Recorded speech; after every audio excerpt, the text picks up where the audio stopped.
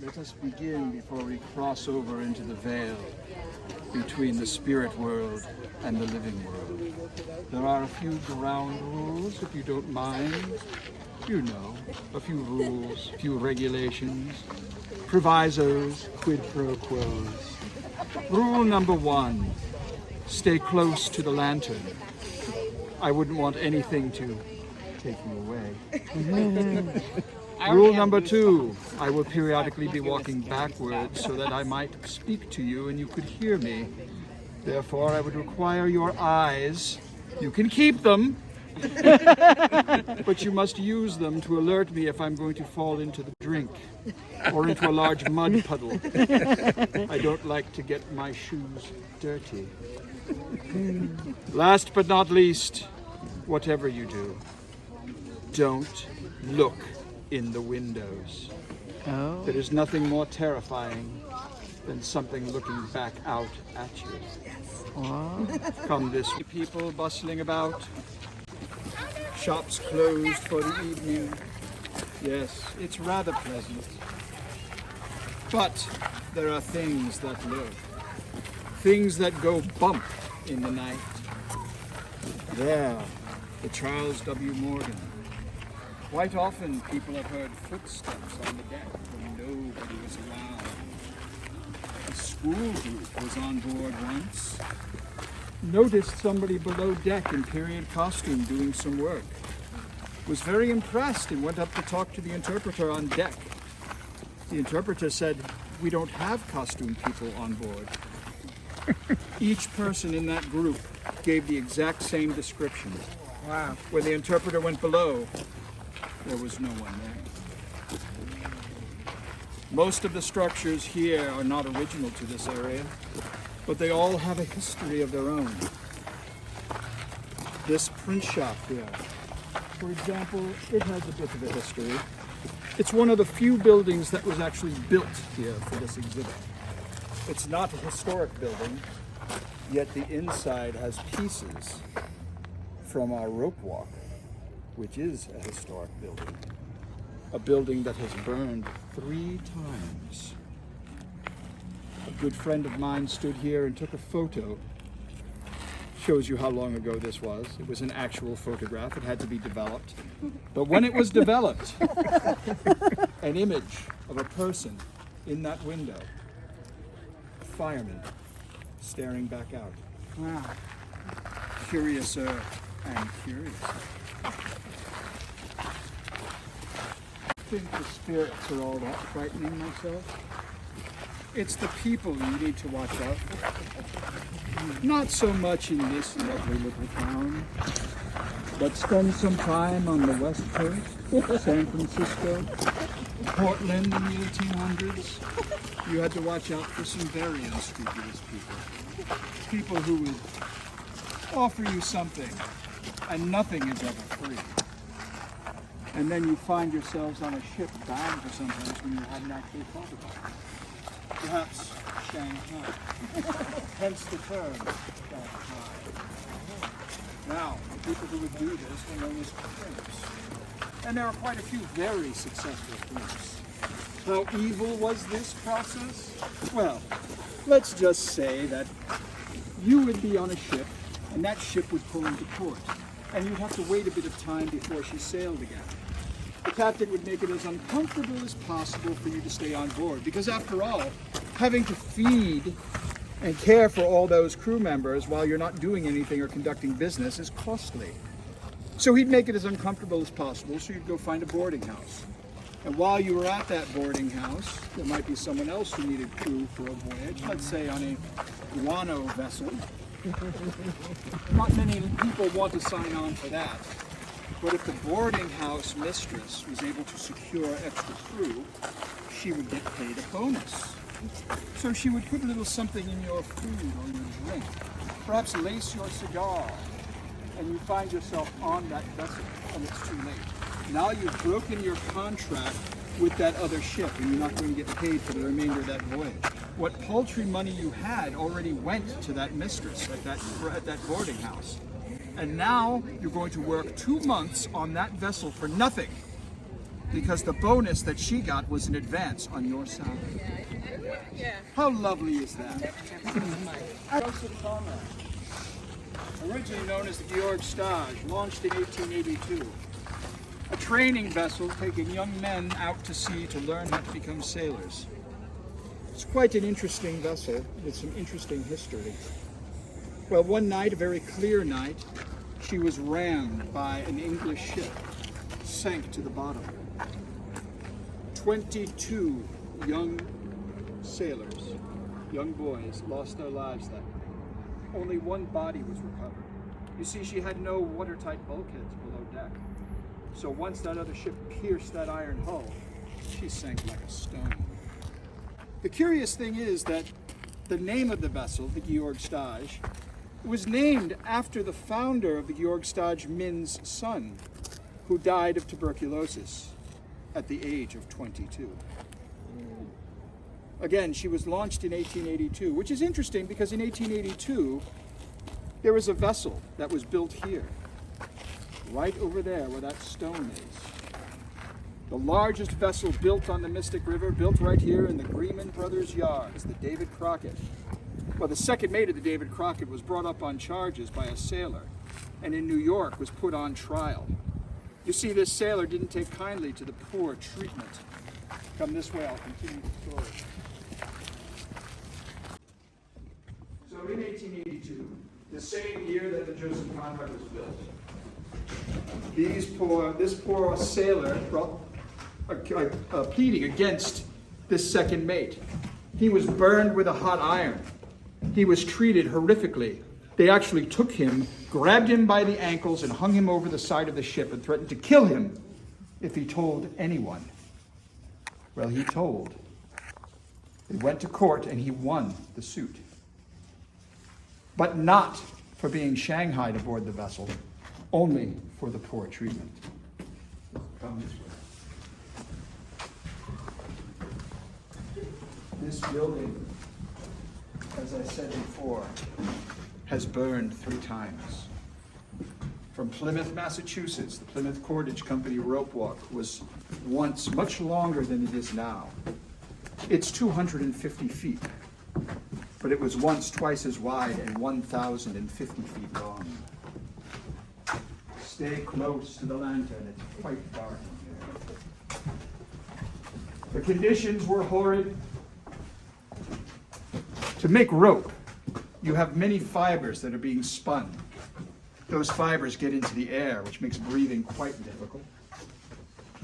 In addition to those poor conditions that these souls had to work in, there was no place for them to go if they were having lunch, having a meal break. So they would come over here against the side of the walls and they would eat. And sometimes they would carve. Sometimes, on certain nights, those carvings become quite real. And I wonder what they're thinking. I wonder if they can see them themselves or see us looking at them.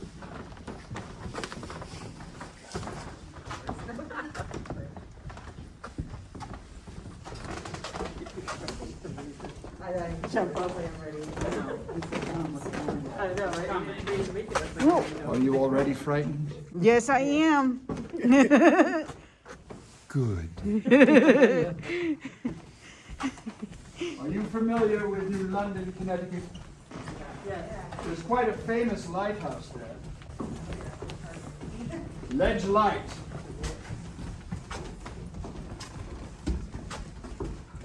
Now that is interesting. I would be careful with that. Mind your step.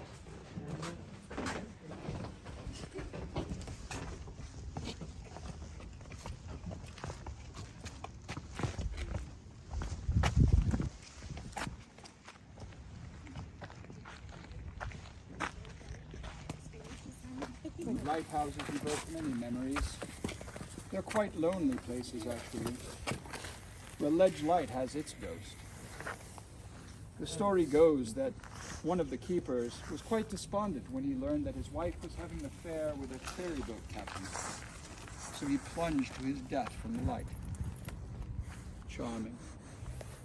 Today, however, we know the name of that spirit to be Ernie. Ernie caused great havoc when the lighthouse was manned, removing bed sheets while you were sleeping in the bed, throwing glasses and plates against walls. Typical poltergeist actions. But even after the station became automated, Ernie was still up to his tricks. People still say weird noises happen inside that lighthouse. Strange lights go on and off every time the Coast Guard comes to check on it. Now there's another interesting lighthouse that's off the coast of Stratford. This lighthouse is built on a shoal, a ledge, if you will. Before it was built, a ship with a cargo full of church bells ran aground and sunk there. Many mariners have recorded since that every time they approach it, they hear the muffled sound of church bells. Curious enough, because the captain had said to the men who refused to go on this voyage that if they didn't, those bells would ring for them until they died. The men heeded the warning and went on board that ship. Ironic, the bell now tolls for thee. Once that lighthouse was built, there was another interesting little occurrence. It seems that the second assistant keeper, there were three, you see, went a little mad. The keeper had gone to resupply. So the assistant keeper and this other gentleman, the second assistant keeper, were left behind. The second assistant keeper instantly got into an argument with the assistant keeper and pulled a razor blade out and attacked him. He was able to calm him down, get the razor blade put away, and everything seemed okay, until he started to get agitated again, grabbed an axe and went up to the lantern, turned the light so it would no longer rotate, threatened to destroy it, and then jumped from the light into the water. Surprisingly, he didn't die. The assistant keeper rescued him, brought him out of it, tied him up. For 2 days, he was tied up to prevent him from harming himself or anyone else. He was taken to New York, put into an asylum. Quite a fitting place for him to end up. Of course, 48 hours later, he killed himself. I suppose the lighthouse has an effect on some people. Clearly it did for that gentleman.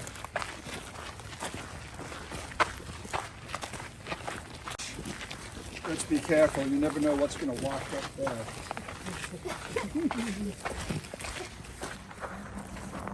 Here lies self. Pity. We shouldn't linger. Eventually the smell will pull seagulls and other creatures.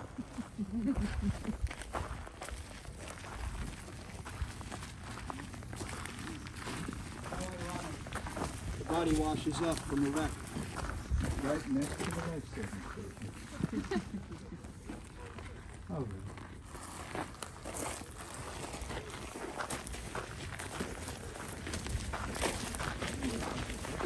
Now, not everybody who's ashore when a ship is foundering has good intentions. There are certain people who take great pleasure at forcing a ship to crash on the rocks. They're referred to as wreckers. And these people have a very bad reputation. In fact, the same place this life-saving station came from is the same place where that reputation was very well served. Block Island, otherwise known as New Shoreham. Shall we go inside? Take a good look. These are various devices to save lives. And yet, as someone once famously coined, one of these things is not like the other. because the line went slack. One of these things Lucky didn't night. necessarily save lives. It cost lives. Not the surf boat, and not the breeches buoy, but the metallic life car. Funny it was called a life car. This device locks from the outside. As it's named, it is made of metal. They would use this to pull it back and forth from the ship and the land. People would get inside, it would be locked, and then they'd be sent to land. Trouble is, there are air holes in it. So it goes in the water. And I may not be the brightest person, but if you have holes in it, guess what else is going to get in? Water. So, There's a ship going aground on the quite bar, often, about 2 you'd miles pull it to east. shore to find the Real bad out inhabitants there. John, dead. Oh. John, get the men up. I would be more than happy to be the one who remains on the ship to lock it, for I will never get in one of Play us, those. sir. It must be at least 15, Crazy. 20 foot an inch. No, sir, I'm so close to that thing. No. The first time they used it, they'd be like, oh, it must be flaw. Yeah. One would think, but then again, others don't. Yeah, apparently not. So on Block Island, one time there were these wreckers who took great pleasure in bringing a ship in to crash. This ship became known as the Palatine. And in the winter time, you can still see this light. You see, they put up signal lights. The ship crashed on the rocks on the north side of the island. And the people were just left there while the wreckers went aboard and took everything they could and then set the ship afire. There were a few survivors. 2 of them reputedly remained on Block Island. They actually put a grave marker where many of the dead were buried. But it gave Block Island a bit of a reputation, one that most islanders don't enjoy.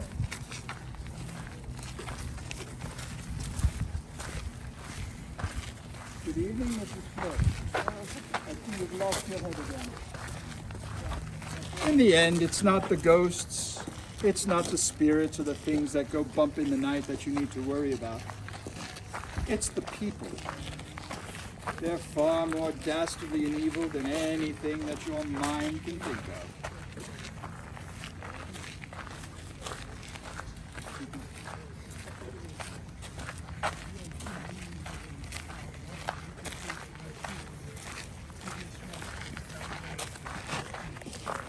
Anybody else see anything interesting?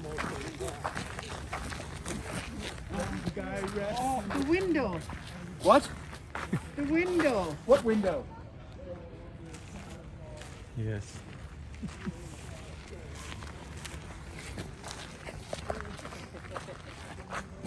I thought I told you not to look in the windows.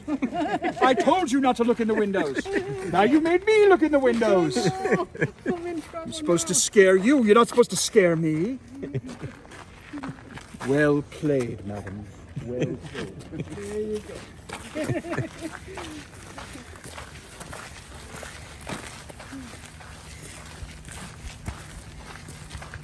Well, someone's in the Human Friend Society tonight. Looks like he took the Group W bench instead of taking the abstinent. Well done, sir. Don't care. Every now and again, there's a light that goes on the second floor. We're not quite sure why. There really are no lights up there. But I have a theory about this. You see, this used to be the home of Mr. George Stone. Now, Mr. Stone owned a general store in North Stonington, and many of the artifacts in that exhibit belong to him. So I think every once in a while he comes to check on us.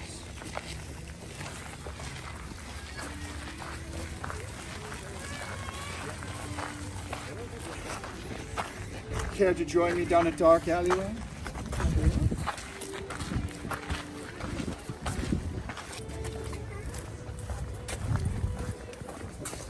Watch your step.